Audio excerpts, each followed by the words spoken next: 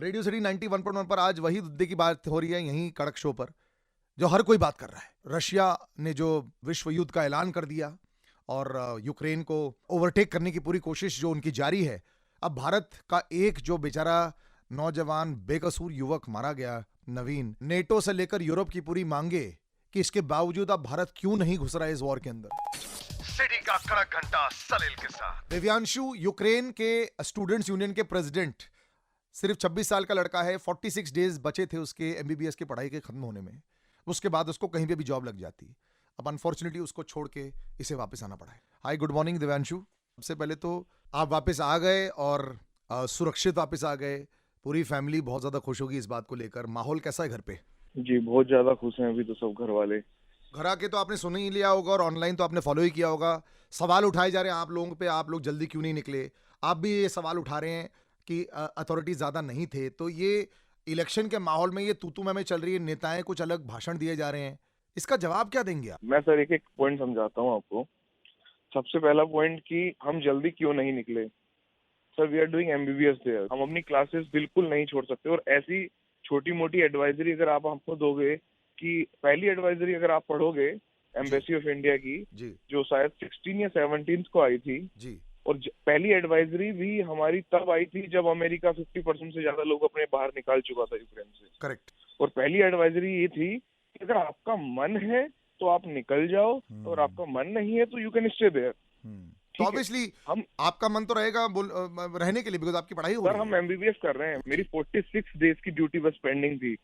अगर मैं 46 डेज की ड्यूटी में से आधी भी ड्यूटी छोड़ता हूँ, I can't get my degree, मेरे को मेरी डिग्री नहीं मिलेगी। ओह गॉड। तो सर ये इतना आसान नहीं होता कि आप एक आपको रेस्पॉन्सिबिलिटी लेनी है। यूनिवर्सिटी कह रही है कि आप अपनी एम्बेसी गवर्नमेंट ऑफ इंडिया से कहलवाइए कि हाँ ऐसे ऐसे हम अपने बच्चों को इवैक्यूएट कर रहे हैं, परमिशन हमें सेंड करें जी। वो जब तक उन्होंने परमिशन सेंड की, जब तक बहुत लेट हो चुका था। उसके बाद सर दूसरा पॉइंट ये है, ओके हम मान लिया कि चलो आपने एक सिंपल सी एडवाइजरी जाए, हम निकल जाते हैं। उसके बाद सर टिकट्स एयर इंडिया आज फ्री लेके आ रही है। I appreciate this. अब यही टिकट 1,02,000 का सेल करने की थी। मेरे पास स्क्रीन शॉट है, you can check my Twitter handle, जी जहाँ पे मैंने इतना पोस्ट किया है, इतना लोगों को जागरूक किया है। 1,02,000 की टिकट एयर इंडिया की मिल रही थी।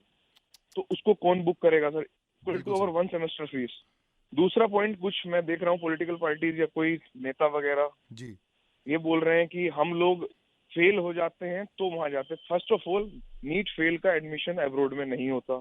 जी जैसे इंडिया में एडमिशन लेने की क्वालिफाइंग मार्क्स है कि प्राइवेट कॉलेजेस के अंदर, जी गवर्नमेंट तो टॉप पे मिलते हैं, जी लेकिन जो क्वालिफाइंग मार्क्स है प्राइवेट कॉलेज में एडमिशन लेने के लिए, जी। वही मार्क्स हमारे ऊपर ही होते हैं।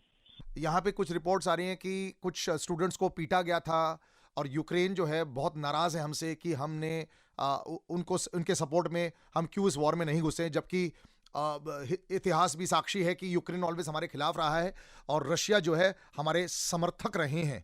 तो वहां पे एक्चुअल माहौल क्या था? आपको वहां से हेल्प मिल रही थी?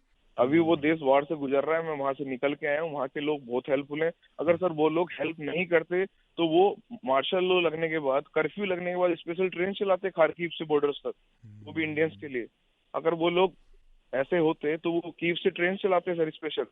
ऐसा नहीं है सर, हर कोई हेल्प कर रहा है, जी उनके देश पे गुजर रही है, तो वो लोग ज्यादा पैनिक में है, जी बड़कराए हुए हैं, तो सर इतना एकदम से हेल्प नहीं दे सकते। वहां पे सर हर कंट्री का, मोरक्को, नाइजीरिया, अमेरिका, पुलिस लोग जो वहां पे पढ़ रहे थे, जी जी मोर देन लैक्स, वो जी। सब वहां से निकल रहे हैं। 30-30 करेक्ट। किलोमीटर लंबी लाइन है। बॉर्डर्स को इतने बड़े कोई दीवार नहीं है सर वहां पे लोहे की, एक छोटा सा जार लगा हुआ है बस। पता नहीं कब तक ये खत्म होगा, लेकिन अब आप लोगों का क्या? आपकी जो 4 साल की पढ़ाई है अब उसका क्या? सर कुछ समझ में नहीं आ रहा सर। पढ़ाई का तो अभी ये चल रहा है कि देखते हैं इंडियन गवर्नमेंट कोई हेल्प करती है या फिर कोई ऐसा बट ऐसे तो सेक्टर निकल के 20,000 आता है। स्टूडेंट्स को कैसे दे पाएंगे? और बहुत सारे लोग तो अपने सर फाइनल ईयर में नहीं होंगे। हमें ऐसे कोई नहीं चाहिए सर। इंडिया से हमें पता है कि यहाँ से सपोर्ट नहीं मिलेगी, तो अगर वहाँ पे यूक्रेन में कंडीशन ठीक रही तो हम वहीं पे जाके पढ़ेंगे, कोई दिक्कत नहीं। लेकिन अगर ठीक नहीं रही तो हमें कंट्री ट्रांसफर अलाउ किया जाए, हम दूसरी कंट्री में जाके सेम हमें मिल जाता है। मतलब जैसे we are taking transfer from Ukraine जी टू एनी अदर कंट्री, अगर हम कहीं लेना चाहते हैं कजाकिस्तान जी। या फिर रोमानिया वगैरह, तो वहाँ पे वो यूनिवर्सिटीज अलाउ करती हैं। जिस तरह जी आपने इस तरह ओपनली बात की है, मैं आपकी ब्रेवरी की सराहना देना चाहता हूँ। लेकिन मेरे को ये भी लगता है कि क्या आपको थोड़ा सा डर नहीं है कि आपके ऊपर बड़े सारे लोगों की अब निगाहें आ चुकी हैं? और आप जानते हो कि कई बार अगर बहुत ज़्यादा पब्लिक में आ जाए, वो भी सोशल मीडिया पर, तो आपके लिए नेगेटिव इम्पैक्ट भी बड़ा हो सकता है, स्पेशली आपके लिए। सर सर मैं पिछले 5 से 6 दिन से सर यही सब कर रहा हूँ। 300 से ज्यादा लोग बॉर्डर क्रॉस करके लेके आया हूँ अपने दम पे। वहाँ पे कोई एम्बेसी नहीं है, बॉर्डर्स के बाद एम्बेसीज होती हैं, बॉर्डर से पहले एम्बेसी नहीं होती। और सर एम्बेसी कुछ नहीं कर सकती, वो भी सर हमारी तरह ही है। जितना हेल्प कर सकते हैं 24 घंटे जाके वो लोग हेल्प कर रहे हैं हमारी। उनकी भी फैमिलीज हैं, कोई है, वो भी लगे हुए हैं, बट इतने लोग नहीं है सर एम्बेसीज के, इतनी स्टाफ थोड़ी ना होता है। ऑब्वियसली बिल्कुल 20,000 सही है, और वो भी यूक्रेन 20,000 में। लोग हैं सर, उनकी कंप्लेंट्स करें, उनको गालियां दें, उनको ये उबरा वाला कहें सर, वो पूरी जान से लगे हुए हैं सर। 48 घंटे तक मैंने खाना नहीं खाया, -5 डिग्री में बॉर्डर्स पे खड़े रहे। जितने साथ वाले थे पूरी यूनिवर्सिटी को अपनी निकाल के बॉर्डर्स की इस बार कल फ्लाइट से लेके यहाँ पे इंडिया आया हूँ सर। जितना अब इसके बाद अगर कोई ट्रू हीरो, पता उठाए, है देवांशु, ये आपने लाइफ में जो भी आगे करना है वो तो बात अलग रहेगी, लेकिन ये बात जो आपने की है ना, मैं आज यहाँ पे आपको सल्यूट करता हूँ। बिकॉज ये यार अपनी जान जोखिम पे डालना और वो भी अपने साथियों को हेल्प करना, ये रियल ब्रेवरी होती है। और इसके लिए यार सर अगर आप बॉर्डर्स की वीडियो देखोगे ना सर, तो वहाँ पे आर्मी नहीं खड़ी है रोमानिया बॉर्डर्स पे। आप मेरी फोटोज देखोगे, मेरे साथी की फोटोज देखोगे, जी। हम बॉर्डर के ऊपर खड़े हुए हैं। हम बोल रहे हैं लड़कियों को निकलने दो। 17 ईयर ओल्ड की लड़की सर कितनी मैच्योर होगी सर। लड़के एक बार को चलो टॉयलेट आ रहा है, कहीं जाना है सर, बिल्कुल कोई सही, भी बिल्कुल लड़के- सही, सर लोग कहते हैं कंपेयर नहीं कर सकते, बट करना पड़ता है कंपेयर। बिल्कुल वो- सही बोला आपने। बिल्कुल सर, लड़कियों को टॉयलेट जाना है सर, ओपन में नहीं जा सकते, वहाँ कोई रेस्टोरेंट नहीं है। सबसे पहली बात सर, -5 में आप सर 5 मिनट खड़े होके देखोगे, और वहाँ पे 48 घंटे खड़ा होना -5 डिग्री में बहुत ज्यादा इम्पॉसिबल बिल्कुल है। सही बाद है। में तो स्नोफॉल भी होने लग गई थी सर, नहीं खड़े हो सकते हो आप। आपके क्लोथ उस तरह नहीं है, आप जल्दबाजी में घर से निकले हो। ऑब्वियसली सोक्स ये कोई आपके- कश्मीर में छुट्टी मनाने नहीं गए हुए हैं लोग, ये जी, बहुत जी। अलग सिचुएशन है यार।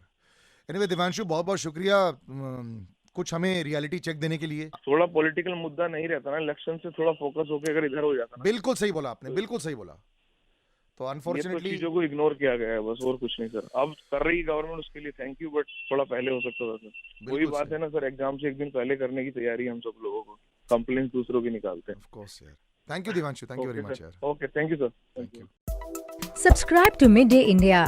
Get direct notifications on all our videos by clicking on the bell icon.